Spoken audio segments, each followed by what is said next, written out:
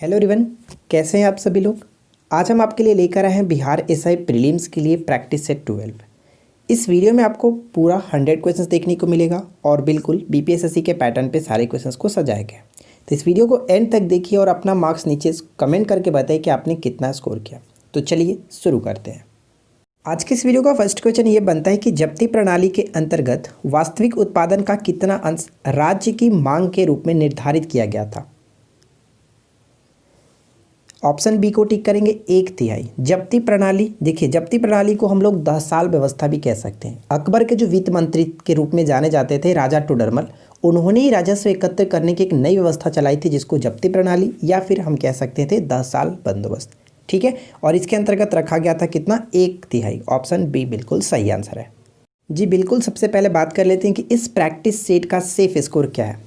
तो मेरे अकॉर्डिंग इस प्रैक्टिस सेट का मैंने जो कट ऑफ रखा है, जनरल के लिए 71, बीसी कैटेगरीज के लिए 69 और एससी कैटेगरी के लिए 63 और एसटी कैटेगरीज के लिए 66। अगर आप इतना मार्क्स अचीव कर लेते हैं इस पूरे प्रैक्टिस सेट में तो आप ये मान करके चलिए कि आपकी तैयारी बिल्कुल परफेक्ट है और बस आपको प्रैक्टिस करते रहना है। वीडियो अगर अच्छी लगे तो वीडियो को लाइक कर दीजिएगा और साथ साथ चैनल को सब्सक्राइब करके नोटिफिकेशन बेल को ऑन कर लीजिएगा। तो चलिए इस वीडियो को हम आगे बढ़ाते हैं। किस वंश के सुल्तानों ने सबसे अधिक समय तक शासन किया था। तो इस क्वेश्चन का करेक्ट आंसर होगा ऑप्शन बी, तुगलक वंश के शासकों ने सबसे अधिक समय तक जो कि शासन किया था। इनका समय क्या था, 1320 से लेकर के 1414 तक कह सकते हैं, करीब 1414 तक था। तो ये आपको ध्यान में रखना है, ठीक है। तुगलक वंश के संस्थापक गयासुद्दीन तुगलक को जाना जाता है। क्वेश्चन नंबर 3, भारत के राष्ट्रपति पर महाभियोग चलाया जा सकता है। देखिए मैं आपको बता दूं कि भारत के राष्ट्रपति पर महाभियोग चलाया जाता है संसद के द्वारा, संसद के किसी भी सदन से उठाया जा सकता है और ये आर्टिकल 61 के अंतर्गत बात कही गई है राष्ट्रपति पर महाभियोग की प्रक्रिया के बारे में, ठीक है। और ये क्वेश्चन मैं आपको बता दूं, एक पूछा जाता है कि राष्ट्रपति पर महाभियोग की प्रक्रिया जो किस देश के संविधान से लिया गया है, तो ये यूएसए के संविधान से ग्रहण किया गया। क्वेश्चन नंबर 4, आलू किस कुल से संबंधित है। आलू किस कुल से संबंधित इकाई है। तो यहाँ पे मैं आपको बता दूं सही आंसर जो होगा वो सोलेनेसी कुल के संबंधित है। आलू हुआ, बैंगन, टमाटर, ये सभी के सभी इसी के अंतर्गत आते हैं। नेक्स्ट प्रश्न है कि राज्य के नीति निर्देशक तत्व एक ऐसी चीज है जो बैंक की सुविधा अनुसार अदा की जाएगी। यह कथन किसका है।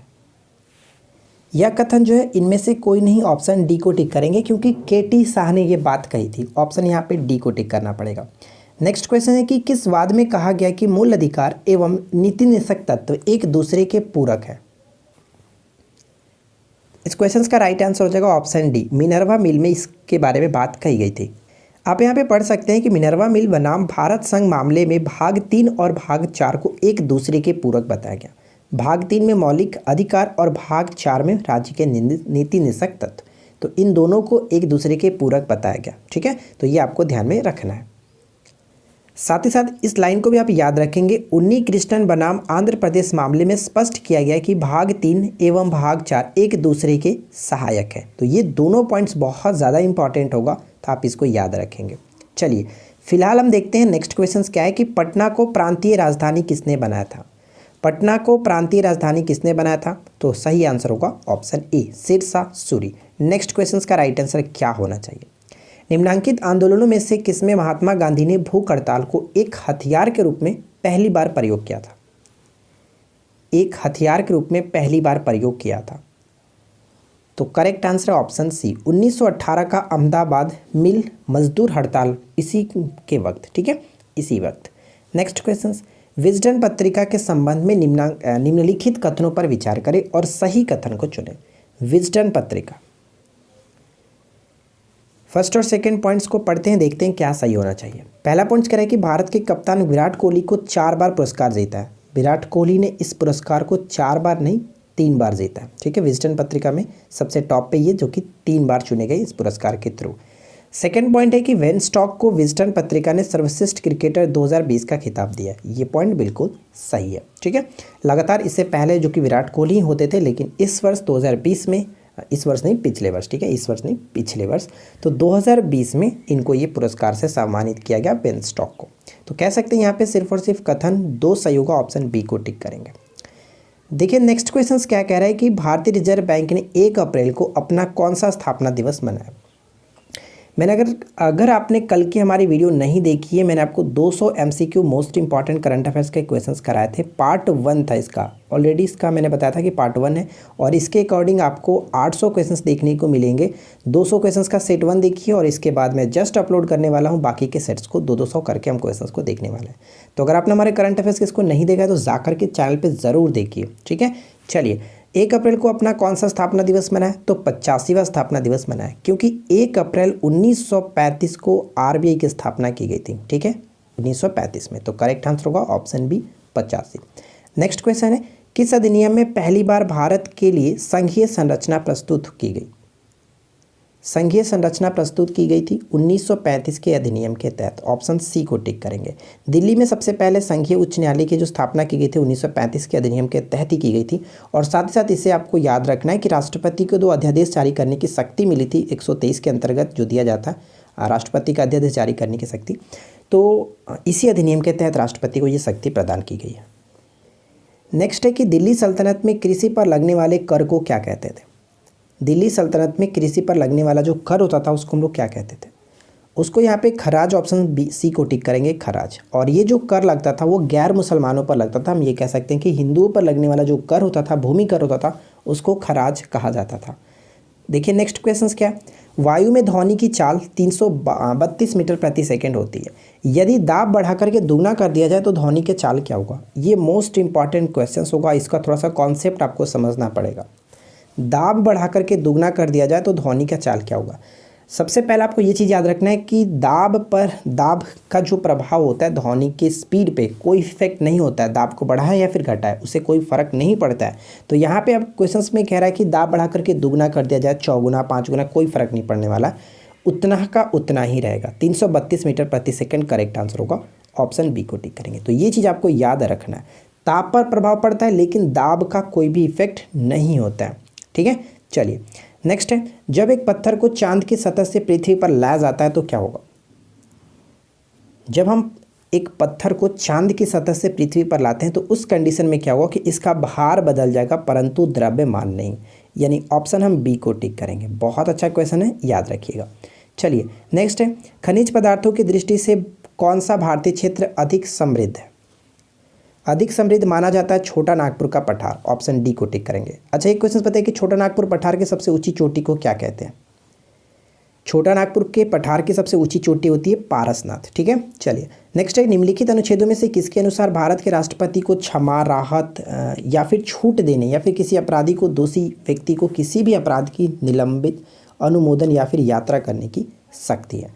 तो सिंपल सी बात है कि क्षमादान की जो शक्ति प्रदान है 72 के तहत, ऑप्शन बी को टिक करेंगे। राष्ट्रपति को ये शक्ति प्रदान है, अनुच्छेद 72। अगला प्रश्न है कि किस राज्य में मानव संसाधन विकास मंत्री रमेश पोखरियाल निशंक और मुख्यमंत्री जयराम ठाकुर ने सिरमौर जिले के धौला कुआं में IIM की आधारशिला रखी है? तो यहाँ पे आप देख सकते हैं कि जयराम ठाकुर जो है वो किस स्टेट के मुख्यमंत्री हैं? तो हिमाचल प्रदेश, ऑप्शन ए बिल्कुल सही आंसर होगा। अगला प्रश्न कह रहा है कि हाल ही में किस राज्य ने मुख्यमंत्री किसान कल्याण योजना की शुरुआत की है? तो मैं आपको बता दूं कि मुख्यमंत्री किसान कल्याण योजना की स्टार्टिंग जो की गई है वो मध्य प्रदेश के सरकार के द्वारा की गई है और ये प्रधानमंत्री किसान योजना के तर्ज पर की गई थी।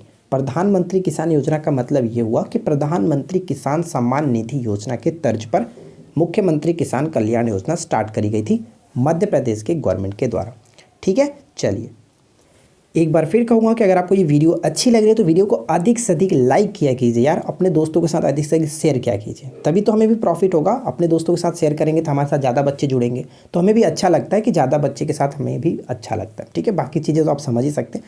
तो देखिए यहाँ पे नेक्स्ट क्वेश्चन क्या है कि अलाउद्दीन खिलजी ने अपने सैनिकों के लिए सिरी नामक एक नया गैरिसन शहर बनवाया था, यह किस जगह पर था? तो ये सही आंसर होगा ऑप्शन डी, दिल्ली, ठीक है, दिल्ली। नेक्स्ट क्वेश्चन, सम्राट अशोक ने किस बृहद शिलालेख में पड़ोसी देशों का वर्णन है? देखिए पहले हम लोग मैथ्स के क्वेश्चन इंक्लूड नहीं करता था और अब मैं सारे सेट में आपको 3 से 4 क्वेश्चंस, करीब करीब 5 क्वेश्चंस मैथ्स के इंक्लूड कर रहा हूँ, तो मैथ्स भी यहाँ पे सेट में दिए गए, ठीक है। तो आप लोगों की शिकायत रहती थी कि मैथ्स के क्वेश्चंस भी डाला कीजिए, तो मैं मैथ्स के क्वेश्चंस भी इंक्लूड कर दिया हूँ। तो फिलहाल इस क्वेश्चन का सही आंसर क्या है कि बृहद शिलालेख में पड़ोसी देशों का वर्णन है, तो राइट आंसर होगा ऑप्शन डी 13वें शिलालेख।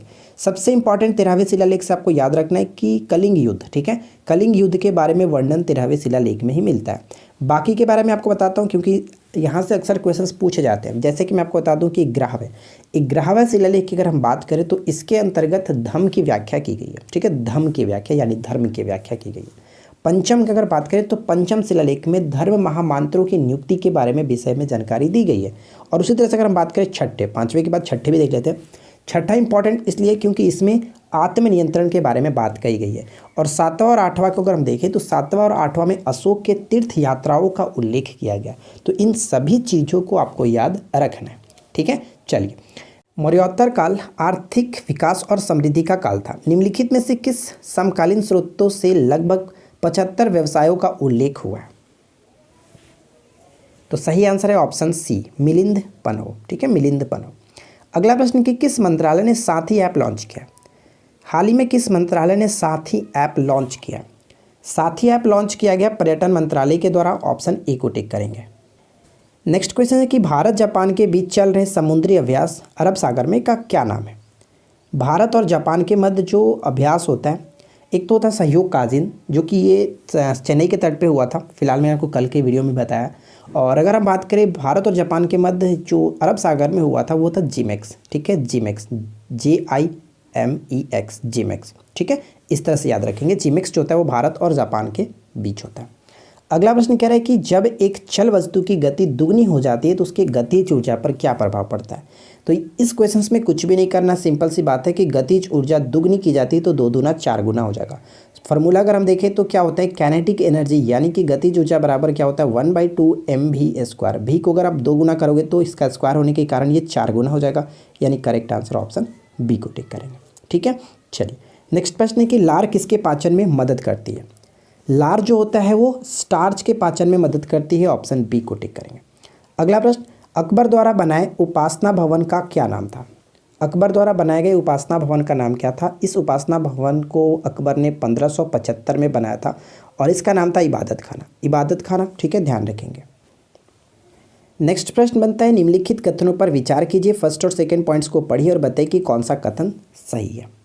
सरदार सरोवर बांध नर्मदा नदी पर स्थित है, बिल्कुल सही, कोई दिक्कत नहीं। नर्मदा नदी अमरकंटक से निकल कर के पूर्व दिशा में बहती है, क्या ये सही है? जी नहीं फ्रेंड्स, ये पॉइंट गलत है क्योंकि अमरकंटक जो कि मध्य प्रदेश से 2 नदियां हम कह सकते हैं निकलती है। पहला तो सोन नदी हुआ जो कि उत्तर की तरफ, और एक नदी होता है यहाँ पे जो कि नर्मदा पश्चिम के दिशा में, ठीक है, नर्मदा नदी पश्चिम के दिशा में। तो यहाँ पे पूर्व की दिशा में ये पॉइंट गलत है, इसलिए हम ऑप्शन ए को टिक करेंगे, केवल और केवल एक सही है। चलिए, नेक्स्ट प्रश्न बनता है कि प्लास्टर ऑफ पेरिस का रासायनिक नाम क्या है? प्लास्टर ऑफ पेरिस का रासायनिक नाम जो है वो कह सकते हैं calcium sulphate hemihydrate, option C को टिक करेंगे। देखिए, इससे जुड़ी क्वेश्चंस पूछा जाता है, मैं आपको यहाँ पे छोटा सा नोट रखा है, पढ़ सकते हैं कि विशुद्ध जिप्सम, जिप्सम का फॉर्मूला भी याद रखेंगे, डायरेक्ट क्वेश्चंस पूछा जाता है। जिप्सम कैल्शियम सल्फेट, ठीक है, कैल्शियम सल्फेट CaSO4 × 2H2O को गर्म किया जाए तो जलांश की 3 भाग निकल जाता है और परिणामी पदार्थ जो है वो प्लास्टर ऑफ पेरिस बचता है, जिसका सूत्र CaSO4 × 1/2H2O कह सकते हैं। प्लास्टर ऑफ पेरिस भी कहा जाता है। यह निर्जलित जिप्सम है जो कि प्रायः श्वेत चूर्ण के रूप में मिलता है।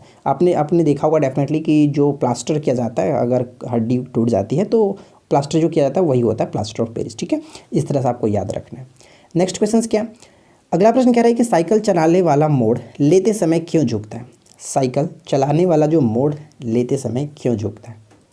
तो इसका कारण होता है, ऑप्शन हम बी को टिक करेंगे, वह झुकता है ताकि गुरुत्व केंद्र आधार के अंदर बने रहे, वह गिरने से बचाएगा, ऑप्शन बी बिल्कुल सही आंसर है।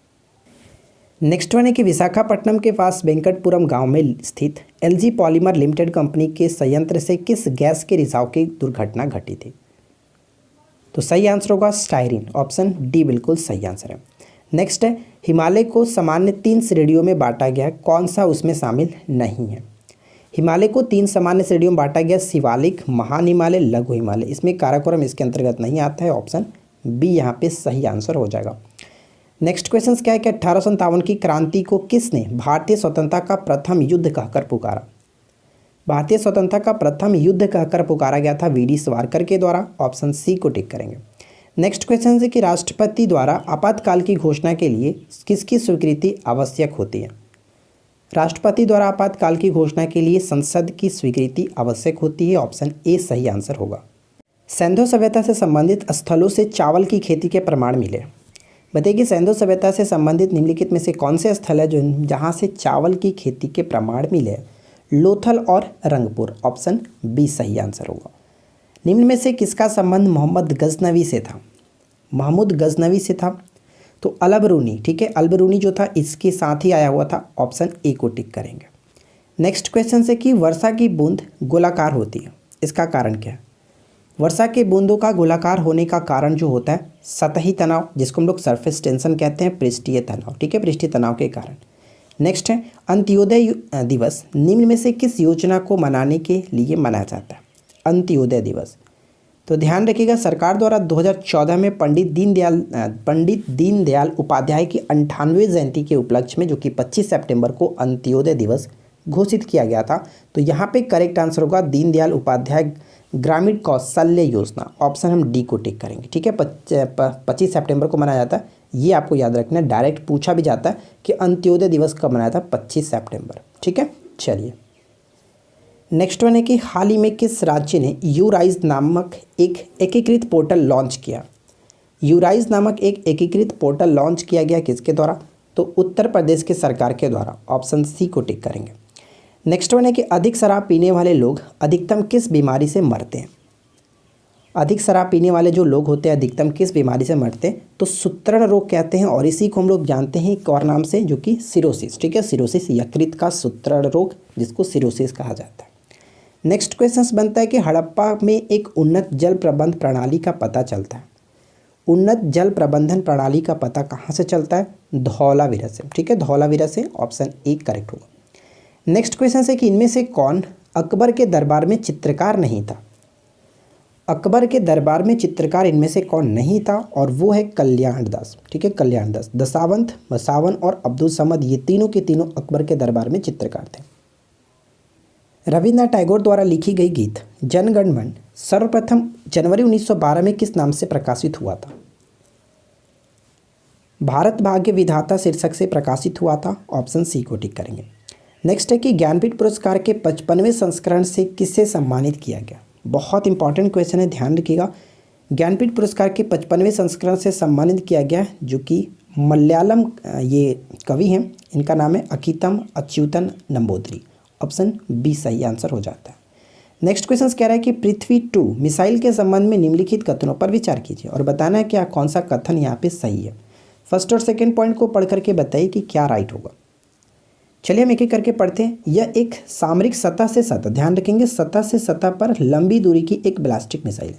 तो यहाँ पे एक पॉइंट गलत है क्योंकि ये सतह से सतह पर मार करने वाली लंबी दूरी की नहीं, बहुत छोटा है, कम दूरी की, करीब कह सकते हैं कि 250 से 300 किलोमीटर की इसका लक्ष्य है, इतना ही। तो कम दूरी की एक बैलिस्टिक मिसाइल है, ये पॉइंट यहाँ पे गलत हो जाता है।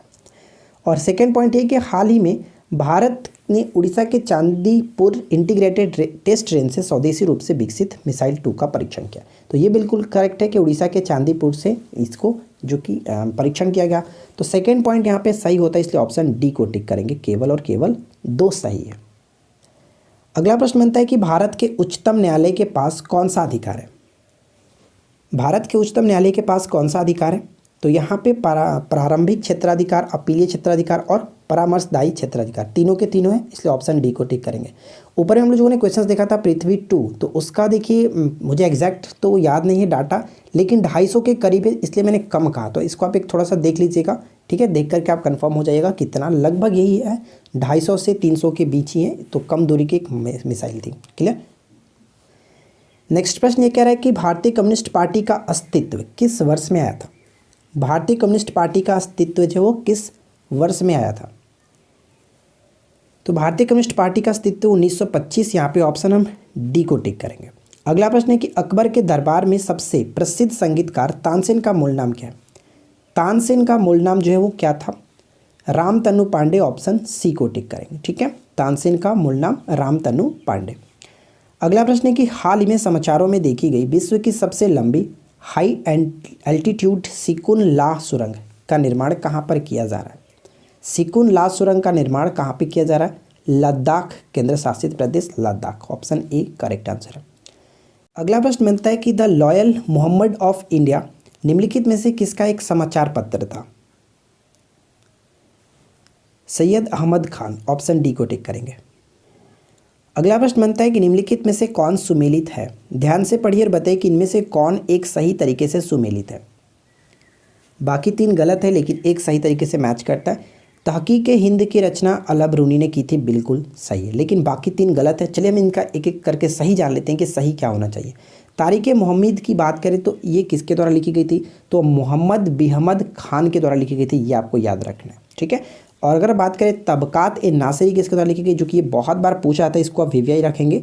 तबकात ए नासिरी जो किसके द्वारा लिखी गई है, तो इसका आप याद रखेंगे मिनहाज उस सिराज, ठीक है, मिनहाज उस सिराज याद रखना है। और फतवा ए जहानदारी की बात करें तो फतवा ए जहानदारी जो लिखी गई थी किसके द्वारा, तो ज़ियाउद्दीन बर्नी के द्वारा लिखी गई है, तो इसको आप थोड़ा सा याद रखिएगा। इब्न बतूता ने रिहला नामक पुस्तक लिखा, ये आपको याद रखना है। नेक्स्ट प्रश्न है कि निम्नलिखित में से मराठी पाक्षिक समाचार पत्र बहिष्कृत भारत किसने शुरू किया था? बहिष्कृत भारत जो स्टार्ट किया गया था बाबा भीमराव अंबेडकर जी के द्वारा स्टार्ट किया गया था, BR अम्बेडकर। ऑप्शन ए को टिक करेंगे। अगला प्रश्न बनता है कि निम्नलिखित में से कौन सा मिलान जो कि यहाँ पे सही तरीके से किया जाएगा, बताइए। निम्नलिखित का मिलान कीजिए। देखिए मैं आपको बता दूं कि हज़ारीबाग का संबंध हम कहाँ से करेंगे, तो हज़ारीबाग जो है वो अबरक से संबंधित होगा यहाँ पे, ठीक है, अबरक से। और उस तरह से अगर हम बात करें नवेली, तो नवेली यहाँ पे भूरा कोयला लिग्नाइट, यानी हम कह सकते हैं कि फर्स्ट का डी के साथ, तो फर्स्ट का डी के साथ 2 जगह पे मिल रहा है। अच्छा आगे देखते हैं, नवेली अगर बात करें तो लिग्नाइट भूरा कोयला के साथ, तो 2 का 3 सी के साथ, तो 2 के साथ सी के साथ, अच्छा दोनों मिल रहा है। आगे बढ़ते हैं, झरिया जो है वो कोयला से संबंधित होगा, यानी 3 का फर्स्ट के साथ, तो 3 का फर्स्ट के साथ यहाँ पे मिल रहा है, यानी करेक्ट आंसर हमारा हो जाता है ऑप्शन बी को टिक करेंगे। और ये काफ़ी इंपॉर्टेंट क्वेश्चन होगा, इसको याद रखिएगा, ठीक है। चलिए नेक्स्ट प्रश्न है कि आंध्र प्रदेश में अनंतपुर जिला में रामगिरी पेनाक चेरला क्षेत्र किसके लिए प्रसिद्ध है? रामगिरी पेनाक चेरला जो क्षेत्र है किसके लिए प्रसिद्ध है? आंध्र प्रदेश के अनंतपुर जिले में। ये गोल्ड के लिए प्रसिद्ध है, स्वर्ण के लिए प्रसिद्ध है, ठीक है। नेक्स्ट वन बनता है कि निम्नलिखित में से कौन सा राज्य 7 सिस्टर का सदस्य नहीं है? 7 सिस्टर्स क्या होता है मैं आपको बता दूं कि पूर्वोत्तर भारत में जो राज्य हैं, ठीक है, पूर्वोत्तर भारत में जो राज्य है उनको हम लोग 7 सिस्टर कहा जाता है। और 7 सिस्टर के अंतर्गत सिक्किम नहीं आता, मिजोरम, त्रिपुरा, असम ये सभी आते हैं, मेघालय हो गया, नागालैंड, अरुणाचल प्रदेश, ये सभी के सभी इसी के अंतर्गत आते हैं, ठीक है, 7 सिस्टर के अंतर्गत, लेकिन सिक्किम इसके अंतर्गत नहीं आता। ऑप्शन डी को टिक करेंगे। चलिए नेक्स्ट क्वेश्चन देखिए, वर्ष 1919 में पंजाब में हुए क्रूर अत्याचारों के विरोध स्वरूप ब्रिटिश सरकार से प्राप्त सर की उपाधि किसने लौटा दी थी? सर की उपाधि किसने लौटा दी थी? और ये 1919 जो हुआ था क्या था? जलियांवाला बाग हत्याकांड, उसके दौरान सर की उपाधि लौटा दी गई थी रविन्द्रनाथ टैगोर जी के द्वारा। ऑप्शन सी को टिक करेंगे। नेक्स्ट क्वेश्चन कह रहा है कि भारतीय स्वतंत्रता आंदोलन के दौरान चर्चित पुस्तक इंडिया फॉर इंडियंस के लेखक कौन थे? इंडिया फॉर इंडियंस के लेखक कौन थे? चित्तरंजन दास, ठीक है, India for Indians Chittaranjan Das ji के द्वारा लिखी गई थी। अगला क्वेश्चन कह रहा है कि कीड़ों तथा हानि पहुंचाने वाले तत्वों को घरों से दूर भगाने के लिए प्रयोग में लाया जाता है, तो हम लोग प्रयोग में लाते हैं अल्ट्रासोनिक तरंग, ठीक है, अल्ट्रासोनिक वेव। ऑप्शन हम ए को टिक करेंगे। नेक्स्ट प्रश्न है कि निम्नलिखित में से कौन प्रतिनिधित्व सरकार उपबंधित करता है? प्रतिनिधिक सरकार उपबंधित करता है अप्रत्यक्ष लोकतंत्र। ऑप्शन बी को टिक करेंगे, अप्रत्यक्ष लोकतंत्र। अगला प्रश्न, लिलियेसी का वह सदस्य जो जलिका रूपी सिराविन्यास दर्शाता है, यह है जलिका रूपी सिराविन्यास दर्शाता है, और ये कौन सा है? तो यहाँ पे सही आंसर होगा स्माइलेक्स, ठीक है, स्माइलेक्स। ऑप्शन सी को टिक करेंगे। नेक्स्ट क्वेश्चन का देखिए राइट आंसर क्या होना चाहिए? यूफेनिक्स क्या है, बताइए कि यूफेनिक्स क्या है? यूफेनिक्स जो होता है अनुवांशिक इंजीनियरिंग द्वारा सदोष अनुवांशिकता का उपचार होता है। ऑप्शन ए को टिक करेंगे। अगला क्वेश्चन बताइए कि सहारा रेगिस्तान में शुष्क पवन हरमटन उड़ती है। सहारा रेगिस्तान में जो शुष्क पवन हरमटन है वो उड़ती है किस से कहाँ की तरफ उड़ती है? तो दक्षिण से उत्तर की ओर उड़ती है। ऑप्शन हम ए को टिक करेंगे, ठीक है, दक्षिण से उत्तर की ओर। हाल ही में समाचारों में देखा गया पासेक्स भारत और किस देश के बीच एक नौसेना अभ्यास है? पासेक्स भारत और किस देश के बीच? तो ऑस्ट्रेलिया के बीच, जो कि एक नौसेना अभ्यास है। ऑप्शन बी सही होगा। हाल ही में समाचारों में देखा गया नेट न्यूट्रलिटी शब्द का प्रयोग निम्नलिखित में से किसके संदर्भ में किया जाता है?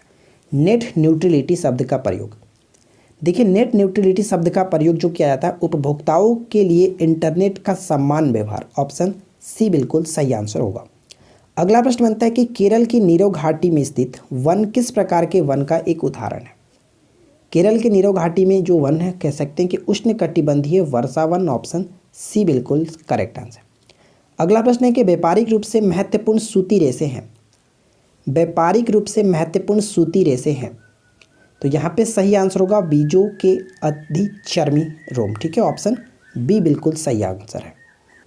नेक्स्ट प्रश्न बनता है कि कंप्यूटर एप्लीकेशंस को बनाने के लिए प्रयुक्त DBMS, ठीक है, जिसको हम कहते हैं DBMS, बताइए इसका फुल फॉर्म क्या है, किसको कहते हैं? DBMS, ये अक्सर पूछा जाता है कि DBMS का फुल फॉर्म क्या है, तो डाटाबेस मैनेजमेंट सिस्टम। ठीक है, database management system, option D को टिक करेंगे। काफ़ी इंपॉर्टेंट क्वेश्चन है। नेक्स्ट देखिए, अगला प्रश्न बनता है कि एक परमाणु के अंदर एक इलेक्ट्रॉन की संपूर्ण ऊर्जा है। एक परमाणु के अंदर एक इलेक्ट्रॉन की संपूर्ण ऊर्जा क्या होती है? इलेक्ट्रॉन पे चार्ज क्या होता है? -1, यानी कह सकते हैं कि शून्य से कम। ऑप्शन डी बिल्कुल सही आंसर होगा, शून्य से कम। अगला प्रश्न है कि एक जग में ऊपर किनारे पर पानी जो कि 0 डिग्री सेंटीग्रेड पर भरा हुआ है, इसमें बर्फ़ का टुकड़ा तैरता है, जिस क्षण बर्फ़ पिघलेगी तब क्या होगा?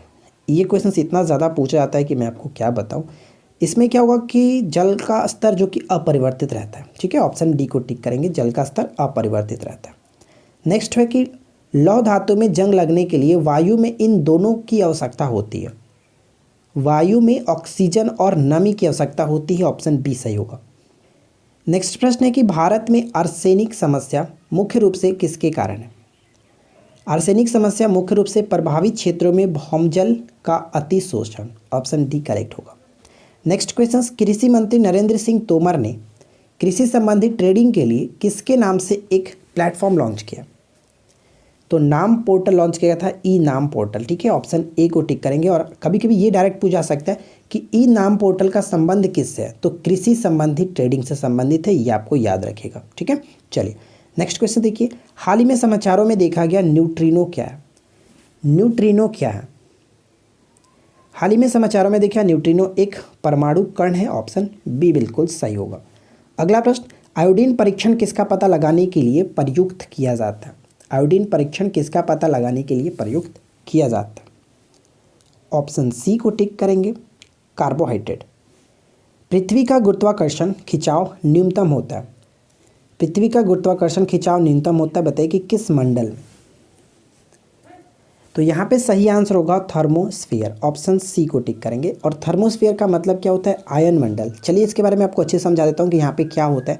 जैसे कि आपको पता हुआ कि अगर हम इस फार्मूले को आपने देखा होगा, ये फार्मूला क्या है? न्यूटन के द्वारा गुरुत्वाकर्षण का जो गुरुत्वाकर्षण बल का नियम है। ठीक है, तो द्रव्यमान m हो और पिंड का द्रव्यमान m छोटा m हो, तो इनके बीच लगने वाला जो गुरुत्वीय बल होता है वो क्या होता है? F होता है। तो F बराबर ये हमारा फार्मूला होता है। आपने इस फार्मूला को अक्सर देखा होगा। ठीक है, और यहाँ पे जो g होता है क्या होता है? गुरुत्वाकर्षण नियतांक होता है। और इसका फार्मूला आपको फार्मूला नहीं, इसका जो यूनिट होता है आपको अक्सर याद रखना है, 6.67 × 10⁻⁻11। ठीक है, 11 होगा न्यूटन मीटर स्क्वायर प्रति kg स्क्वायर। ये डायरेक्ट पूछा जाता है। ठीक है, कैपिटल G का मान है, ये आपको इसको याद रखना। चलिए इसके बारे में आपको बताता हूँ कि जहाँ r पृथ्वी की त्रिज्या और x पिंड से दूरी हो, यानी गुरुत्वाकर्षण बल पिंड के पृथ्वी की दूरी का व्युत्क्रमानुपाती होता है। बिल्कुल सही है कि अगर दूरी बढ़ेगा तो जो गुरुत्वाकर्षण बल होगा वो कम होगा। बिल्कुल सही। कोई भी अगर वस्तु मान के चले कि कोई वस्तु, दो वस्तु है और ये इन दोनों के इतना नज़दीक है, तो इतना उनका गुरुत्वाकर्षण बल इसकी अपेक्षा, अगर दो यहाँ पे इतना दूर पे है तो इसका अपेक्षा इसमें ज़्यादा लगेगा। तो यहाँ पे यही बात कही जा रही है कि व्युत्क्रमानुपाती होती है, यानी पिंड की दूरी पृथ्वी से ज़्यादा है तो बल उस पर कम लगेगा। यानी कह सकते हैं कि गुरुत्वाकर्षण खिंचाव आयन मंडल में कम होगा और क्षोभ मंडल में ज़्यादा होगा। यानी जो मंडल सबसे नज़दीक है उसमें हम कह सकते हैं कि उस पर जो गुरुत्वाकर्षण बल होगा वो ज़्यादा लगेगा, जो कम है, जो नज़दीक है उस पर ज़्यादा लगेगा, जो दूर है वो कम रहेगा। तो यहाँ पे आयन मंडल जो था वो काफ़ी दूर होने की वजह से इसमें जो कि कम गुरुत्वाकर्षण बल रहेगा। तो इसलिए कह सकते हैं कि थर्मोस्फीयर, ऑप्शन यहाँ पे सी को टिक करते हैं। नेक्स्ट प्रश्न बनता है कि किस मुगल शहंशाह ने तंबाकू के प्रयोग का निषेध किया, प्रतिबंध लगाया, और वो थे जहांगीर। ऑप्शन बी सही होगा। नेक्स्ट क्वेश्चन क्या कह रहा है कि गीत और नृत्य द्वारा अपनी जीविका उपार्जित करने वाली एक दक्षिण राजस्थानी जनजाति कौन सी है। दक्षिण राजस्थानी जनजाति गरासिया। गरासिया जनजाति डायरेक्ट पूछा जाता है कि कहाँ से संबंधित है, राजस्थान से। अगला प्रश्न बनता है कि स्तंभों के कटे आतों से जल का अवशोषण किस सिद्धांत का खंडन करता है। मूलीय दाब सिद्धांत, तो ऑप्शन डी को टिक करेंगे। अगला प्रश्न बनता है कि वात्सल्य मेला प्रतिवर्ष कहाँ आयोजित किया जाता है। वात्सल्य मेला प्रतिवर्ष जो कि नई दिल्ली में लगता है, ऑप्शन सी को टिक करेंगे। नेक्स्ट क्वेश्चन की डॉक्टर राजेंद्र प्रसाद का जन्म स्थान जीरादेई बिहार के किस जिले के अधीन आता है। जीरादेई जो है वो सारण जिले के अधीन आता है, ऑप्शन ए को टिक करेंगे। नेक्स्ट प्रश्न बनता है कि बबित मिश्र धातु का मुख्य घटक निम्नलिखित में से कौन सा धातु है। बबित एक प्रकार का मिश्र धातु है और इसमें मुख्य जो धातु होता है वो टीन, ठीक है, ऑप्शन सी को टिक करेंगे, टीन। नेक्स्ट वन है कि निम्नलिखित में से कौन सा निजी स्वतंत्रता का एक आधार है। निजी स्वतंत्रता का एक आधार है, कह सकते हैं, बंदी प्रत्यक्षीकरण, ऑप्शन बी सही होगा। नेक्स्ट क्वेश्चन, यह कथन किसका है कि मनुष्य स्वतंत्र पैदा होता है लेकिन सदा जंजीर से बंधा रहता है। यह कथन किसका है, तो ये कथन रूसो का है, ठीक है, रूसो ने यह कथन दिया था। अगला प्रश्न देखिए क्या है कि चार संख्याएं जो दी गई हैं a+4, a+5 और a+7 का औसत है 8, एवरेज दिया गया 8। तब हमसे पूछा है कि अंतिम दो संख्याओं का औसत क्या होगा। चलिए इस क्वेश्चन को कैसे करेंगे, तो अगर हम सभी को जोड़ेंगे तो क्या होगा, ठीक है, सभी को जोड़ेंगे तो 4a+16, ठीक है, और यहाँ पे औसत 8 दिया गया, तो अगर 8 चौका कितना हो जाएगा 32, ठीक है, और यहाँ पे 4a कितना हो जाएगा 16 और a की वैल्यू हो गई 4, क्लियर, a की वैल्यू हो गई 4। और हमसे पूछा है कि दो अंतिम संख्या, अंतिम दो संख्या कौन सा हुआ, तो दो अंतिम संख्या को जोड़ेंगे तो कितना होगा 2a+ जो कि 12 और a की वैल्यू को रखते हैं 4, तो 4 दूनी की 8 + 12 हो गया आपका 20 और दो संख्याओं का औसत निकालना है तो मैं यहाँ पे 2 से डिवाइड कर दूंगा, कितना आ गया 10। करेक्ट आंसर हो गया ऑप्शन बी, ठीक है। चलिए नेक्स्ट देखिए, अगला प्रश्न ये बनता है कि नासा के आगामी मिशन का नाम क्या है जिसके तहत वर्ष 2024 में चंद्रमा पर पहली महिला एस्ट्रोनॉट को उतारने की योजना बना रहा है, और वो मिशन है आर्टेमिस मिशन, ऑप्शन ए को टिक करेंगे। नेक्स्ट प्रश्न बनता है कि हाल ही में समाचारों में देखा गया थाई मांगुर के रूप में भी जाना जाता है। तो देखिए थाई मांगुर को हम लोग अफ्रीकी कैटफिश कहते हैं, ऑप्शन बी को टिक करेंगे। नेक्स्ट क्वेश्चन का राइट आंसर बताइए क्या होगा, सॉल्व कीजिए। x+2 से विभाज्य है तो बताइए कि k की वैल्यू क्या होगी। कुछ भी नहीं करना है, x+2 = 0 यानी x की वैल्यू कितनी होगी -2, और इस -2 को हम यहाँ पे पुट कर देंगे। अगर मैं -2 को पुट करता हूँ तो कितना होगा -8, और यहाँ पे प्लस का साइन है तो प्लस हो जाएगा, और यहाँ पे देखिए x² है तो यहाँ पे -2 यानी 24 हो जाएगा, 6 चौका 24, और माइनस में कितना हो जाएगा 4 दूनी की 8 और प्लस में k = 0 हो गया। अब यहाँ पे देखिए 24 - 16 हो जाता है प्लस k = 0 और k की वैल्यू =-8, ठीक है, माइनस में 8 हो जाएगा, ऑप्शन हम डी को टिक करेंगे। बात समझ में, काफ़ी इजी क्वेश्चन था, आसानी से कर सकते थे। अगला प्रश्न है कि किसी धनराशि के 10% वार्षिक दर से 2 वर्ष के लिए चक्रवृद्धि ब्याज और साधारण ब्याज का अंतर 40 है, तो धनराशि कितनी होगी बताइए। धनराशि कितनी होगी बताइए। तो यहाँ पे कुछ भी नहीं करना है, चक्रवृद्धि ब्याज और साधारण ब्याज के 2 वर्षों का अंतर वाला फार्मूला यूज़ कर लीजिए। देखिए पिछली बार जो प्री एग्जाम्स हुआ था बिहार एसआई प्री, उसमें भी ये क्वेश्चंस पूछा गया था, यहाँ पे 3 वर्ष के लिए पूछा गया था, ठीक है, इस टाइप का क्वेश्चन था, सेम यही क्वेश्चन था लेकिन 3 वर्ष के लिए था। तो यहाँ पे 2 वर्ष के लिए अगर हम देखें तो 2 वर्ष का अंतर वाला फार्मूला क्या होता है कि डिफरेंसेस = P × R/100 का स्क्वायर, ठीक है, ये होता है। तो डिफरेंसेस कितना दिया गया 40, अंतर 40 दिया गया, हमें निकालना है मूलधन धनराशि कितनी है, आर कितना है 10%, 10/100 करेंगे तो 1/10, और यहाँ पे स्क्वायर हम कर देते हैं, और इसका स्क्वायर देखिए 100 और गुणे 4 यानी 4000 बिल्कुल सही आंसर हो जाता है, ठीक है। चलिए नेक्स्ट क्वेश्चन का राइट आंसर बताइए। भारत सरकार का संवैधानिक अध्यक्ष कौन है। भारत सरकार का संवैधानिक अध्यक्ष राष्ट्रपति होते हैं, ऑप्शन ए को टिक करेंगे। नेक्स्ट प्रश्न बनता है कि पृथ्वी के नज़दीक कौन सा तारा, पृथ्वी के सबसे नज़दीक का तारा कौन सा। पृथ्वी के सबसे नज़दीक का तारा अगर आपने ऑप्शन सी को टिक किया तो आप गलत है, क्योंकि राइट आंसर होगा ऑप्शन ए सूर्य, ठीक है, सबसे नज़दीक का तारा सूर्य, और सूर्य के बाद प्रॉक्सिमा सेंचुरी आता है, ठीक है। तो इस तरह से याद रखेंगे, पूछा जाए कि सूर्य के बाद पृथ्वी का सबसे नज़दीक का तारा कौन है, तो वहाँ पे प्रॉक्सिमा सेंचुरी को टिक करते हैं। फिलहाल करेक्ट आंसर है ऑप्शन ए। नेक्स्ट क्वेश्चन देखिए क्या, अगला प्रश्न बनता है कि निम्न में से कौन सा एक भूदृश्य हिमनद से निर्मित नहीं होता। हिमनद से निर्मित नहीं होता है तो विसर्प। विसर्प जो होता है वो नदियों के द्वारा निर्मित होता है। याद रखेंगे, विसर्प का निर्माण नदियों द्वारा होता है, जबकि हिमोड यू आकार की घाटी द्वारा और जबकि फियोर्ड का निर्माण हिमनद द्वारा होता है। ठीक है, चलिए अगला प्रश्न है कि मंगोला पतन किस राष्ट्र में स्थित है। मंगोला पतन जो है वो किस राष्ट्र में स्थित है। तो मंगोला पतन बांग्लादेश में पड़ता है। ऑप्शन बी को टिक करेंगे। अगला क्वेश्चन का राइट आंसर बताइए कि क्या है। रेजिन क्या है। रेजिन क्या है। देखिए रेजिन जो कह सकते हैं एक प्रकार का मालवेयर है। ठीक है, मालवेयर है, ध्यान रखिएगा। इसके बारे में यहाँ पे छोटा सा नोट डाउन लिख रखा है, आप इसको पढ़ करके याद रख सकते हैं कि रेजिन एक परिष्कृत मालवेयर और हैकिंग टूलकिट है जिसका उपयोग संयुक्त राज्य अमेरिका की राष्ट्रीय सुरक्षा एजेंसी और उसके ब्रिटिश समकक्ष जो कि सरकारी कह सकते हैं सरकारी संचार मुख्यालय द्वारा किया जाता है। तो कुल मिलाकर आपको याद रखना है कि जो रेजिन है एक प्रकार का मालवेयर है। ठीक है, हैकिंग टूलकिट है, याद रखिएगा। नेक्स्ट प्रश्न कह रहा है कि किसी पिंड का भार क्या होता है। तो किसी पिंड का भार ध्रुवों पर सर्वाधिक होता है। इसके लिए छोटा सा एक तरीका मैंने आपको कई बार बताया है कि अधकवि लिखते हैं।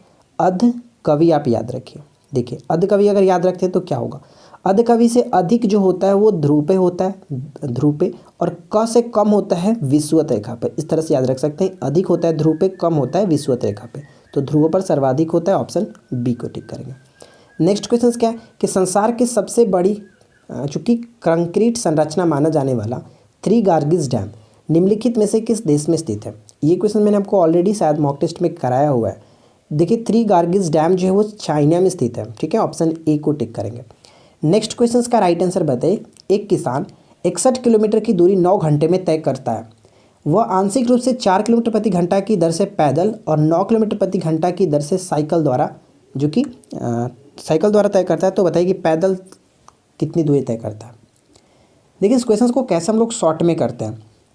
हम ये मानते हैं कि पैदल उसने x किलोमीटर चला होगा। अगर पैदल x किलोमीटर चला है तो 61 माइनस x उसने साइकिल से चलाया होगा। अगर वो x किलोमीटर चलता है तो x किलोमीटर जो कि कितना है, पैदल चल रहा है ना, पैदल, तो पैदल किस स्पीड से चल रहा था। तो आंशिक रूप से 4 किलोमीटर प्रति घंटा की दर से पैदल, तो ये 4 किलोमीटर प्रति घंटा की दर से चल रहा था। और ये जो है 61 माइनस x जो किलोमीटर है वो कितना, 9 किलोमीटर प्रति घंटे की चाल से, 9 किलोमीटर प्रति घंटा। और इसको टोटल समय कितना लगता है, 9 घंटे का लगता है। अब मैं आपको ये नहीं कहूँगा कि आप इसका फैक्टर तोड़ करके जो कि कैलकुलेशन कीजिए, उसमें थोड़ा सा टाइम लग सकता है, उसमें ज़्यादा टाइम नहीं लगा, लेकिन आपका कैलकुलेशन फास्ट है तो कर सकते हैं। लेकिन मैं रिकमेंड करूँगा आप यहाँ पे ऑप्शंस उठा लो। ऑप्शंस उठा करके पुट कर लो कि एक्स की वैल्यू कौन सा पुट करे कि राइट साइड में 9 के बराबर हो जाए। तो मैं आपको डायरेक्ट बताता हूँ कि अगर आप इसको 16 यहाँ पे पुट करते हैं, देखिए 16 को मैं यहाँ पुट करता हूँ 4 और 61 में से 16 घटाएंगे तो कितना होगा, 45/9। ठीक है, 45/9 तो कितना होगा, 4 चौका 16, 9 पच्चे 45 और 5 और 4 कितना होता है 9, 5 और 4 9, राइट साइड में 9 आ गया। तो कहने का मतलब क्या हुआ कि पैदल चली गई दूरी कितनी थी, 16 किलोमीटर। तो राइट आंसर हो जाता है ऑप्शन डी। अगर आप इस तरह से नहीं करना चाहते तो दोनों कैल्शियम लीजिए, 9 चौका 9 और 4 कैल्शियम कितना हो जाएगा, आप कहेंगे 36। इस तरह से भी कर सकते हैं, कोई प्रॉब्लम नहीं है। जो भी आपको अच्छा लगे आप उस तरह से सॉल्व कीजिए। नेक्स्ट प्रश्न है कि सदाबहार किस्म के वन कहाँ पाए जाते हैं। सदाबहार किस्म के वन जो होते हैं वो भूमध्य रेखीय क्षेत्र में मिलते हैं। ऑप्शन डी करेक्ट होगा। नेक्स्ट क्वेश्चन की कर को प्रतिगामी तब कहा जाता है जब उसका भार, कर को प्रतिगामी तब कहा जाता है जब उसका भार अमीरों की तुलना में गरीबों पर अधिक पड़ता है। ठीक है, ऑप्शन ए सही होगा कि अमीरों की तुलना में गरीबों पर अधिक पड़ता है। नेक्स्ट प्रश्न कह रहा है कि देशों के समूहों के साथ व्यापार करार करने की औपचारिक पद्धति को क्या कहा जाता है। औपचारिक पद्धति को हम लोग ट्रेडिंग ब्लॉक कहते हैं। ऑप्शन ए सही आंसर होगा। नेक्स्ट प्रश्न बनता है कि अंतर्राष्ट्रीय शांति दिवस 2020 का विषय क्या।